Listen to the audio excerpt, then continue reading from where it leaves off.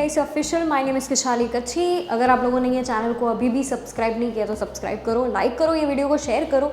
और आपको जो बेसब्री से इंतज़ार था, हम लोग वही लेकर आए हैं चैप्टर नंबर 5 इकोनॉमिक्स का, first production and concept of revenue. ये वाला आप करने वाले हैं। ये जो टॉपिक रहने वाला है चैप्टर नंबर 5 जो है, मैं 2 पार्ट में ही कर देने वाली हूँ, तो 1 शॉट में आप लोगों को बहुत प्रॉपर्ली लर्न हो जाएगा। ये पार्ट ए है और नेक्स्ट वीडियो पार्ट बी होने वाला है और फुल एंड फाइनल अपना कंप्लीट। ठीक है, तो स्टार्ट करते हैं चैप्टर नंबर 5 जो है। जनरली यहाँ पे हम लोग सबसे पहले कॉस्ट पे ध्यान देने वाले हैं। ये वाले टॉपिक पे कॉस्ट जो है 3 टाइप की होती है। पहला होता है जिसे बोला जाता है रियल कॉस्ट, दूसरा जो होता है जिसे बोला जाता है अपॉर्चुनिटी कॉस्ट, और तीसरा होता है मॉनिटरी कॉस्ट। अब रियल कॉस्ट जनरली क्या होता है, कोई भी ऑर्गेनाइजेशन में 2 लोग होते हैं, एक होता है प्रोड्यूसर्स और दूसरे होते हैं वहाँ पे काम करने वाले एम्प्लॉयज़। अब दोनों ही जन काम करते हैं, तो जनरली जब भी कोई चीज़ की प्रोडक्शन होती है या कॉस्ट निकलता है, तो हम लोग निकालते क्या है कि रॉ मटेरियल्स इतने लाए थे, इन लोगों की इतनी सैलरी हुई थी, ये सारी चीज़ें टोटल करके हम लोग उसका कॉस्ट बना देते हैं कि ये हुआ, इसका कॉस्ट कुछ इतना आता होगा। ये सपोज 25 रुपये है तो इसका कॉस्ट ये आता होगा। पर एक्चुअली में इकोनॉमिक्स बोल रहे हैं कि रियल कॉस्ट क्या है, कि एम्प्लॉयज़ हो सकता है कि फैटिग, मतलब हो सकता है कि वो थक गया है, या तो स्ट्रेस में है, या तो उसकी कोई एंजाइटी है, या तो बहुत टायर्ड है। और वो सेम चीज़ प्रोड्यूसर्स के साथ भी हो सकता है, क्योंकि इतना बड़ी फैक्ट्री वो बना के बैठे हैं, तो हो सकता है कि उनको भी स्ट्रेस होगा, उनका भी एंजाइटी होगा। तो उन सारी चीज़ों का खर्चा क्या, ये तो कोई बोलता ही नहीं है, इसलिए इसका नाम नॉन मॉनिटरी कॉस्ट भी बोला जा सकता है। रियल कॉस्ट का दूसरा नाम क्या है, नॉन मॉनिटरी कॉस्ट। तो ये सारे खर्चे तो हम लोग लेते ही नहीं, कंसिडर ही नहीं करते। तो ये होता है रियल कॉस्ट। अगर आपको ये सारी नोट्स अगर चाहिए तो आप UKIConline.com पे जा सकते हो। एंड्रॉयड और iOS की एप्लीकेशन भी है, वहाँ पे आप जो है कौटिल्य बैच में ये सारी स्क्रिबल की गई आपको नोट्स मिल जाएगी। 11 जो है वो यहाँ भी आपको अवेलेबल रहेगा। 12 स्टैंडर्ड जो है वो आपका जनवरी से स्टार्ट होगा, जनवरी से नेक्स्ट मार्च तक का हमारा जो सफ़र रहने वाला है। सारी इन्फॉर्मेशन आपको दिवाली के बाद मिल जाने वाली है। ठीक है, तो सारी इन्फॉर्मेशन आपके पास होगी, आपको नोट्स मिलेगी, जो भी होगा फर्स्ट कम फर्स्ट बेसिस पे होगा, तो आपकी सीट उस हिसाब से आपको रिजर्व कर देनी है। दिवाली के बाद सारी आपको इन्फॉर्मेशन मिल जाने वाली है। ठीक है, तो सेम 1-on-1 जैसा ही रहेगा, आपको फिजिकल नोट्स भी मिलेगी, पर धीरे धीरे आपको इन्फॉर्मेशन मिलेगी। तो आपको अगर नोट्स ये सारी 11th की चाहिए तो इट्स फ्री ऑफ कॉस्ट, आप जा सकते हो वहाँ पे कौटिल्य बैच में, और वहाँ पे आपको मिल जाएगी। अब हम लोग जाते हैं आगे। दूसरी जो होती है जिसे बोला जाता है अपॉर्चुनिटी कॉस्ट। अब समझो ये एक लैंड है, और लैंड पे आपके पास 2 ऑप्शन है, इधर आप राइस कर सकते हो, या तो फिर आपके पास दूसरा एक ऑप्शन है कि आप बाजरा ग्रो करो। बाजरा ग्रो करोगे तो आपको 3 लाख मिलेंगे, और अगर आप राइस कर रहे हो तो 2 लाख। तो आप कोई भी अगर कोई नॉर्मल इंसान होता तो कौन सा सिलेक्ट करता कि ये लैंड पे अगर करेंगे, तो आप बोलोगे मैम 2 लाख के सामने आपको 3 लाख मिल रहे हैं, तो आप 3 लाख ही लो, क्यों 2 लाख पे जाना है। तो हम लोग क्या सिलेक्ट करेंगे, बाजरा। पर इकोनॉमिक्स में इसको अलग देखा जाता है। बोलते हैं कि अगर आपने बाजरा चूज़ किया तो आपने कौन सी अपॉर्चुनिटी लूज़ कर दी। तो आप बोलोगे मैम राइस की आपने अपॉर्चुनिटी लूज़ की। तो अगर मैंने राइस की अपॉर्चुनिटी लूज़ कर दी तो मेरा अपॉर्चुनिटी कॉस्ट क्या रहेगा, 2 लाख का, जो मैं कमा सकती थी 2 लाख, पर उसकी जगह पे मैंने क्या चूज़ किया, 3 लाख। ऑफ कोर्स मुझे उस टाइम पे बहुत प्रॉपर बाजरा ही लगा, मैंने बाजरा चूज़ किया। तो ये होता है अपॉर्चुनिटी कॉस्ट, कि आपने कौन सा ऑल्टरनेटिव को छोड़ दिया, उसकी कॉस्ट कितनी हुई आपकी, 2 लाख की। अब जनरली इसके 2 लिमिटेशन। पहला हो सकता है कि आपका जो अपॉर्चुनिटी कॉस्ट है, पहली प्रॉब्लम की काफ़ी जो फैक्टर्स होते हैं या काफ़ी चीज़ों की खाली ओनली 1 यूज़ हो सकता है वो लैंड में खाली ग्रास के अलावा कुछ और ग्रो ही ना हो, तो उसमें तो दूसरी कोई अपॉर्चुनिटी बन ही नहीं सकती, दूसरा कोई ऑल्टरनेटिव है ही नहीं। तो ये पहला। दूसरा आ सकता है कि दूसरा एक हो सकता है कि काफ़ी फैक्टर्स के कोई स्पेसिफिक यूज़ ही हो, जैसे कि कोई लोग कंप्यूटर में बहुत आगे हैं, कंप्यूटर टेक्नोलॉजी में बहुत आगे, और मैं उसमें बोलूँ तू कंप्यूटर टेक्नोलॉजी के अलावा एक काम कर, तो एक्टिंग करना स्टार्ट कर दे, पर मुझे पता है कि उसकी एक्सपर्टीज उसमें ही है, तो उसका कोई ऑल्टरनेटिव ही नहीं बन सकता। जो चीज़ उसकी स्पेसिफिक यूज़ की है उसमें ही रहेगा। ये होता है अपॉर्चुनिटी कॉस्ट। और मॉनिटरी कॉस्ट तो एकदम सिंपल, जो हम लोग करते हैं, जिसकी कॉस्ट निकलती है, सपोज ये 25 रुपये की कॉस्ट बनती है, तो इसकी मॉनिटरी कॉस्ट कितनी, 25 की।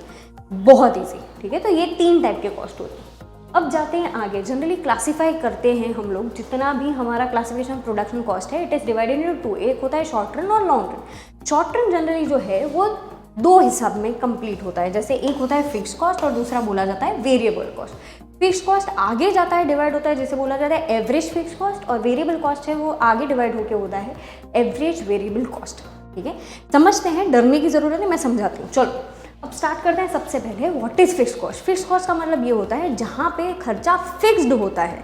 ठीक है, कोई चीज़ फिक्स्ड ही है, मतलब आप अगर प्रोडक्शन करो या ना करो, आपको तो करना ही पड़ेगा। जैसे परमानेंट आपके पास स्टाफ हो, उसकी सैलरी, फॉर एग्जाम्पल जैसे अगर वो ज़ीरो प्रोडक्शन भी करता है, हम लोग ये जो है वो इससे ही समझते हैं, अगर वो ज़ीरो प्रोडक्शन भी करता है तो मुझे उसको सैलरी देनी पड़ेगी 100, क्योंकि वो परमानेंट स्टाफ है।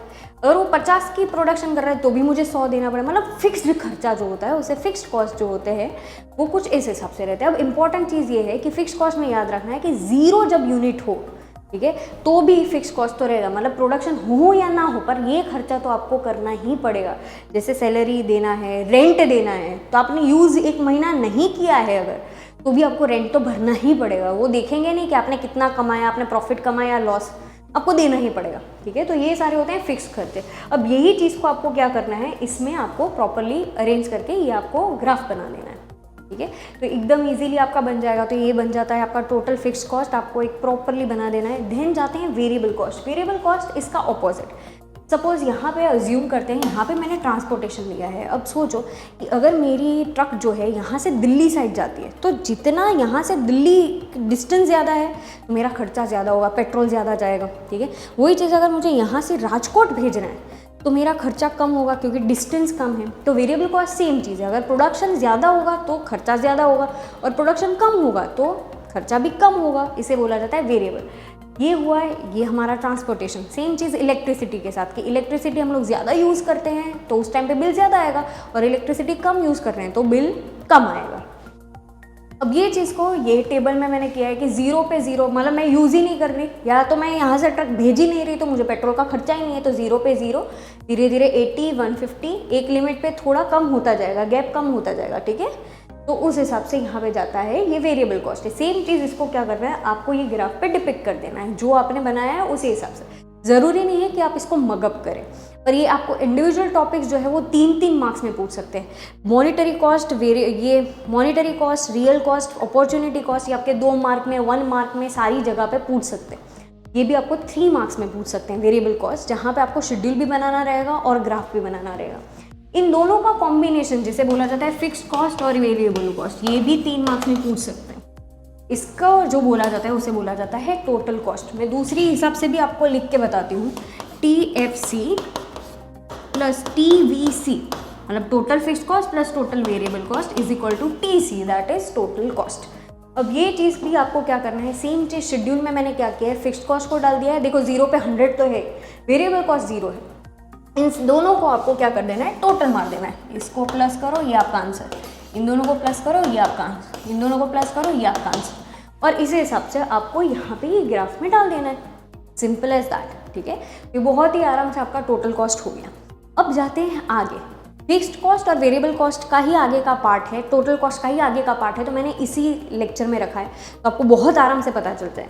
अब जो है फिक्स्ड कॉस्ट जो है उसमें हम लोग आगे जाते हैं, जिसे बोला जाता है एवरेज फिक्स्ड कॉस्ट। अब एवरेज फिक्स्ड कॉस्ट की फॉर्मूला यहाँ पे दी गई है, total fixed cost divide by total production unit. अगर मेरा फिक्स्ड कॉस्ट 100 है और मेरी प्रोडक्शन यूनिट है 10, तो मेरा आंसर क्या आएगा, टोटल फिक्स्ड कॉस्ट क्या होगा मेरा 10। अब इसको और अच्छे से समझने के लिए हम लोग शेड्यूल देखते हैं। शेड्यूल आपके पास यहाँ पे है, ठीक है। तो मैंने क्या किया है, 100 divide by 10, 100 divide by 20, 100 divide by 30। तो मैंने क्या किया है, fixed cost divide by output या प्रोडक्शन। तो मैंने इसी हिसाब से मैं इसको ही इसके साथ डिवाइड कर रही हूँ, ठीक है। 100 डिवाइड बाई 40, 100 डिवाइड बाई 50, तो ये आपको आंसर मिल गया 10, 5, 3.3, 2.52। और इसी हिसाब से आपको क्या करना है, इस ग्राफ में डाल देना है। ये जो डेटा है उसी हिसाब से आपको डाल देना है। अब total variable cost, same cheese, variable cost divide by production, जिस हिसाब से है वही आपको खाली शेड्यूल में देखना है। शेड्यूल में क्या जाता है, ये हमारे पास शेड्यूल है, 80 डिवाइड बाई 10 करो, 80 डिवाइड बाई 10 करो 8, 150 डिवाइड बाई 20 7.5। बस यहाँ पे ध्यान रखना है, आपको मगअप नहीं करना है। काफ़ी लोग करके जाते हैं, काफ़ी लोगों को नहीं करना होता है। आप एक बार कॉन्सेप्ट समझ लो तो आप खुद ही समझ जाओगे। आपको इस हिसाब से डेटा बनाना है कि 8, उसके बाद थोड़ा डिक्रीज हो रहा है 7.5, उसके बाद 7 पे आता है, तो ये मिनिमम पॉइंट पे आया, और उसके बाद ये क्या हो जाएगा, इंक्रीज होता जाएगा धीरे धीरे धीरे, ठीक है। तो वेरिएबल कॉस्ट को कुछ इस हिसाब से मिनिमम इंक्रीज होता है। हम लोग टोटल कॉस्ट में भी देखेंगे, कुछ इस हिसाब से ही हमें शेड्यूल दिखेगा। और ये चीज़ को आपको क्या करना है, एवरेज वेरिएबल कॉस्ट में आपको डाल देना है, ठीक है। यहाँ पे हो गया। अब एवरेज कॉस्ट क्या है, एवरेज कॉस्ट का मतलब क्या होता है, total cost divide by production, ठीक है। जो लिखा ही गया है total cost divide by production, या तो फिर टोटल कॉस्ट को हम दूसरा क्या करते थे, fix cost plus variable cost भी बोलते थे, डिवाइड बाय प्रोडक्शन कर दो, तो ये भी बन गया। अब सेम चीज़ आपको क्या करना है, ये शेड्यूल में डालना है, शेड्यूल के हिसाब से ये टोटल कॉस्ट हुआ, ये प्रोडक्शन 9 डिवाइड बाई 1 करो, ठीक है, तो आपको 9 मिलेगा। 16 डिवाइड बाई 2 करो तो आपको 8 मिलेगा। वैसे ही आपको जाते रहना है, बहुत ही सिंपल ईजी से। बस यहाँ पे देखना है, देखो यहाँ ये दोनों जगह पे मिनिमम पॉइंट हुआ है और उसके बाद वापस से इंक्रीज हो गया है, तो आपको उसी हिसाब से डेटा लेना है और ये सेम चीज़ आपको यहाँ पे ग्राफ पे डिपिक्ट करके देना है। ये सारी चीज़ें आपको 3-3 मार्क्स में, फिक्स कॉस्ट 3 मार्क में, वेरिएबल कॉस्ट 3 मार्क में, टोटल कॉस्ट 3 मार्क में, एवरेज कॉस्ट 3 मार्क में, एवरेज वेरिएबल कॉस्ट 3 मार्क में, एवरेज फिक्स कॉस्ट 3 मार्क में, और अपॉर्चुनिटी, मॉनिटरी और रियल कॉस्ट ये भी आपको 2-2 मार्क में, 3-3 मार्क्स में पूछ सकते हैं। तो हम लोग बहुत सारे क्वेश्चंस यहाँ पे कंप्लीट किए। ये सारी नोट्स आपको वापस से UKSonline.com पे मिल जाएगी। एंड्रॉइड iOS ऐप भी है और कौटिल्य बैच में आप एनरोल हो जाइए तो वहाँ पे फ्री ऑफ कॉस्ट आपको मिल जाएगा, और सारी डिटेल्स जो 12th की वो आपको दिवाली के बाद मिल जाएगी। तब तक के लिए एवरीवन बाय बाय। क्या बोल रहे हो? बच्चे YouTube के वीडियो देखने से अच्छा Instagram पे जाते हैं फ्रेश होने के लिए, और तब भी मुझे फॉलो नहीं करते। ये सच है। जल्दी से जाओ Instagram पे, फ्रेश ही होना हो तो कंटेंट को, एजुकेशन और एंटरटेनमेंट दोनों को साथ में देखो, और फॉलो करो मुझे Instagram के ऊपर।